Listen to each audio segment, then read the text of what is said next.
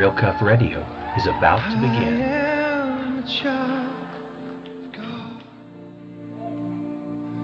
Everybody loves a hero. I believe there's a hero in all of us.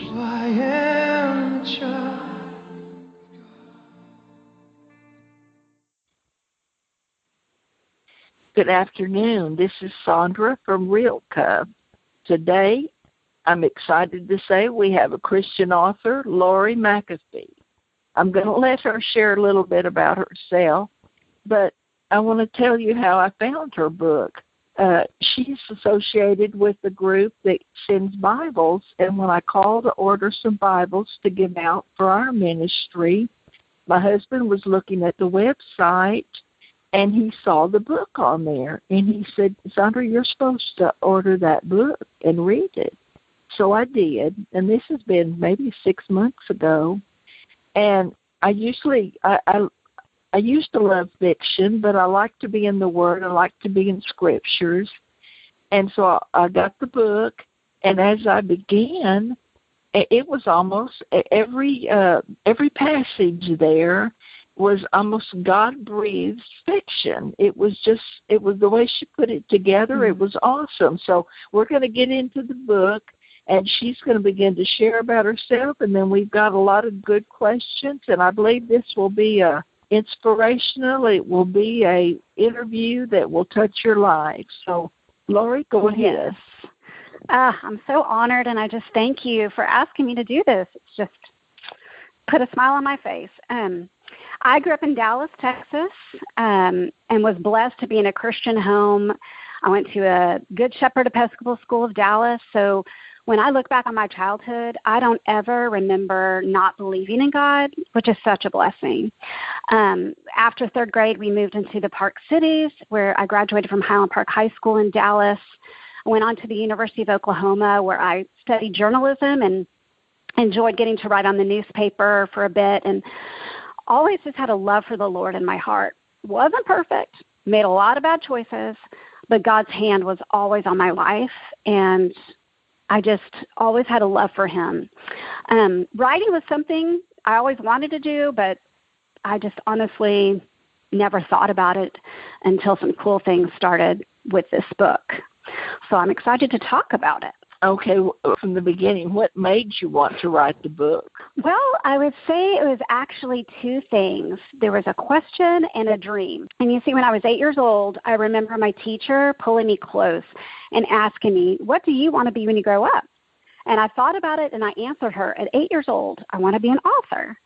And I remember taking my seat and wondering why I said that, because the truth was I was not a reader at all. Like, if you looked at the classroom reading wall, there would have been no stars next to my name. Like, I never read. And sadly, that did not change for years. But when I joined a youth staff at Highland Park Presbyterian Church in Dallas, I began reading, and that was only because I was forced to read. I had this junior high girl, and she kept bringing me books and, insisting that I read them. The first book she gave me was called God's Smuggler, and it was about a missionary who would sneak Bibles into communist countries. The next book she gave me was Corrie ten Boom's A Hiding Place, about this amazing family that hid Jews during the Holocaust. And I loved these two books. In fact, they became the springboard into my love for reading. So I have to say that the Lord used that one tenacious teen to open my eyes to this undiscovered passion for books. Now to the dream. If you fast forward to the spring of 2008, we've all had those moments where we wake up and we cannot stop thinking about what we've dreamt. And that is exactly what happened to me. I woke up, I could still feel the emotions from the dream, like it was so vivid and so real. And something in me didn't want it to stop. And so I literally got up and went and started to write it down. And that dream actually became chapter 1 in my book. And then around that one chapter, I began to prayerfully weave my story and began to write Finding Forever. What was initially that you felt like held you back from beginning writing? Yeah, I would say fear. I would definitely say I've struggled with fear and fear of man and what people thought of me. And it was loud when I began to write. It was strange because I was feeling the same emotions, the same anxieties that I did when I was in middle school. Now, I was bullied pretty bad my 6th grade year. That was a really tough year. And it was funny because those were the faces that just kept coming to my mind. And here I was in my 30s stressing about what some mean girls were going to think about me writing a book. And it was really strange. And now I can look back and see how the enemy was at work. But I remember really seeking the Lord about it. Like, why am I feeling so much fear and discouragement? And the Lord just made it so clear. He's just so kind, and he just was gently speaking into me and teaching me what was going on. And he basically said to me, why are you letting these false taunts keep you from what I'm calling you to do? And he was right. I was giving power to my past, to a handful of girls that were not even in my life anymore, and the enemy of my soul. So I quickly rebuked those lies, shook them off. I got to work. And it's funny, God told me to cut out all TV, all reading, and even my fun video games, which is a big deal because I loved Candy Crush. I was so prayerful about writing this book. Daily, I would seek the Lord before I began to write. And there were even days when I would sit down and I would not know where a scene was going to go or what I was going to write that day, but I would pray, Lord, just join me and write through me. And I would begin to type, and it was just such a blessing because by the end of that day, I would be really, really excited and pleased with that chapter or that scene or whatever it was I was writing. And I will say to you that it was like one of the most fun, greatest adventures I've ever had with the Lord. Well, tell me the main message of Finding Forever. Well, since Finding Forever is what is considered inspirational women's fiction, my goal was to make the story and the characters not only real and relatable, but ultimately inspirational. And more than that, I wanted my readers to see how God uses people, the church, and the ups and downs of life to bring us back to himself.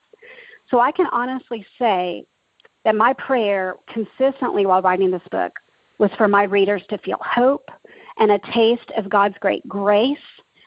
And as for the message, I would say that it's the story of one woman's journey to find release from her past, hope for her future, and a love that will last forever. You want to tell me a little bit about the story? Sure.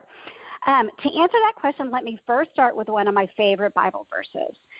Proverbs 14:12 says, "There is a way that seems right to a man, but in the end it leads to death." And as believers, I think we can all agree that we are living in a messed up world. Things that are good and right and honorable are scorned and looked down upon, while the things of this world, its pleasures, its conveniences, its morals, they're celebrated and promoted. And sadly today, I think there are many lines that are blurred. And oftentimes Christians not only fade into the mix, but they're no different from the rest. And so for my heroine, Katie Kaufman, the lines in her life had definitely become far from clear. I believe it's because she had surrounded herself around people that weren't loving the Lord and weren't seeking his ways. And this was despite her growing up in a Christian home. So I think Paul so wisely says in 1 Corinthians 15:33, he says, bad company corrupts good character. And ultimately, Katie's choices lead her to believe and follow the ways of the world, like the story in so many of our own lives. And so much so that after Katie graduates from college in Colorado, she agrees to move in with her boyfriend and live with him. And she reasons that it's expected and, just what you do. But because the Lord is so faithful, even when we are faithless, he mercifully, and I believe out of his great love for Katie and for us when he does this in our own lives, he pulls out the rug from underneath her so he can bring her back to himself. Katie's world is turned upside down when her boyfriend Marcus meets someone else and proceeds to kick her out of the house they share. And with nowhere else to go, Katie's forced to move home back to small town Texas. And then, of course, I have to throw the love triangle in there. So there's two men that I threw into the mix. One is a doctor that Katie meets on the flight home, and the other is her closest friend and coworker who secretly loves Katie but has never been able to share his feelings. So ultimately, readers get to walk alongside Katie as she wrestles with her hurt and her shame from her past, as she finds peace in the midst of forgiveness, and as she enjoys the elements of romance on the road to finding love. That's good. I love the way that you've incorporated the family and the church into your story. I love the neighbor that when you were living with Marcus, she just gave you such good godly advice. And I love Pastor Dave and his sermons. It was so precious. Yes, I have an 11-year-old granddaughter, and I'm going to give her the book after we've done this. I thought the advice you've given throughout your book, kids today are in such a crazy world. Yes. And even those who are in a Christian family, there's so many things against them. Mm-hmm. But anyway, once Katie made her choice, she still struggled. And this is in the book. Once Katie in the book made her choice, she still struggles with insecurities. Why did you lead the reader in this way? Because I think it's reality. I mean, women are constantly comparing themselves with each other or competing with each other. And I remember when I was first dating my now husband, I just felt so much insecurity, and it was probably rooted in the fact that one of my college boyfriends had cheated on me, and several of my friends knew, and all these people knew, and no one told me, and I felt like such an idiot, and it just caused so many wounds in my heart and in my confidence. And I remember when we were first dating, we had just walked out of a store, and we were holding hands, and we passed by this young woman who was real cute, and she smiled at Andrew, and he, she kind of was eyeing him. And, oh, my goodness, my just confidence just flew out the door, and I just felt so insecure. And I remember going to the Lord immediately and saying, Lord, why do I feel this way? Like, why? And he just took me to 1 Corinthians 13, the chapter on love. And verse 7 says that love always protects, love always trusts, love always hopes, and always perseveres. But I had never seen the words that love trusts, and they just flew like fluorescently off the page to me.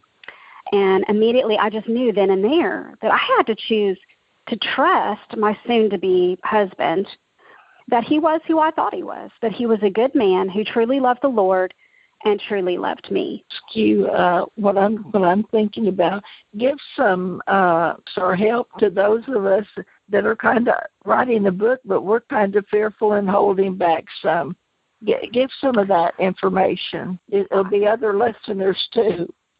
Absolutely. The best advice I could give to a hopeful writer is, the internet was such a great resource for me. I mean, I Googled everything on how to set up my document, what are the proper fonts, how to query an agent. I mean, I learned so much just Googling.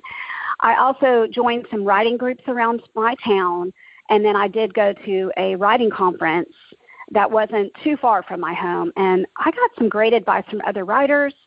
I even was able to meet an agent and just kind of pick her brain.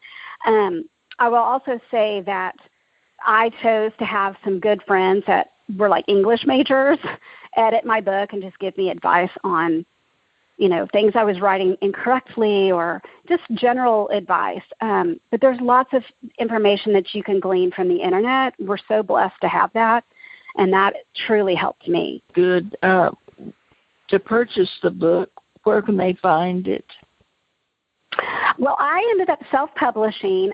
I queried about 80 agents, and unfortunately, I didn't really have any ends, and that's just kind of how the game works nowadays. So my husband and I saved money. My family was so gracious to help us get my dream done, and so my family helped us self-publish. And I self-published with West Bow Press, which is a really reputable Christian self-publishing company. It was a great experience. It wasn't cheap, but it was a great experience.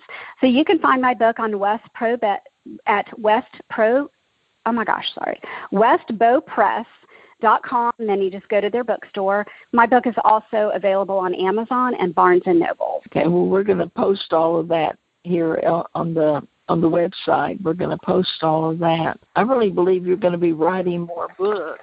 I'd just like to pray over you right now that the Lord open that door and give you wisdom on what he wants you to write next. Because I had told you that when I read it, I had gone through an illness and a number of years, and I'm quite elderly, and I started reading it, and like I said, as I began to read it, I mean, it was like Pastor Dave's sermon. Everything that was said was like God breathed, Spirit breathed. It wasn't just like a fiction book.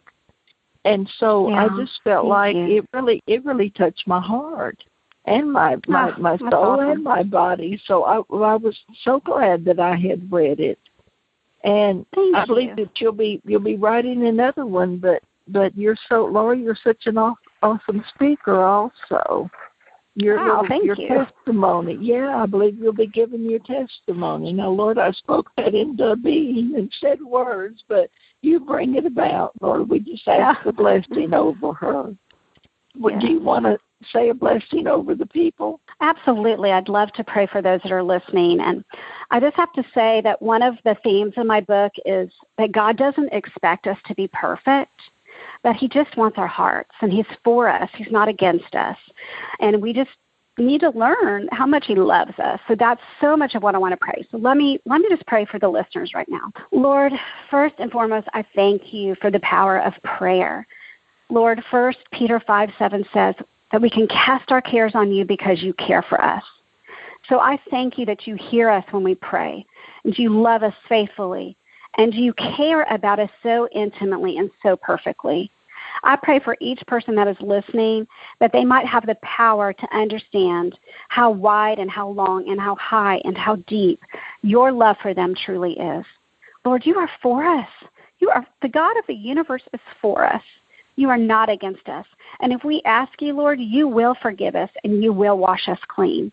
And I pray if there's any listeners out there who are feeling stuck in shame or self-loathing, Lord, I pray that you would show them who they really are in you, that they are forgiven and free and loved and accepted, valued and wanted. Lord, help us to fix our hearts and our minds on you, Jesus, for you truly are the author of our lives and the perfecter of our faith. And it's in Jesus' holy and precious name I pray. Oh, that's special, Laurie. I want to thank you for coming on and for what you shared and the inspiration you are to others that will be listening to this. And I just thank you. Bless you, darling. Have a blessed life. And I thank you, and that's a wrap, Real Cuff. Hey, this is Real Cuff, and I want to thank you for listening. Please like and subscribe.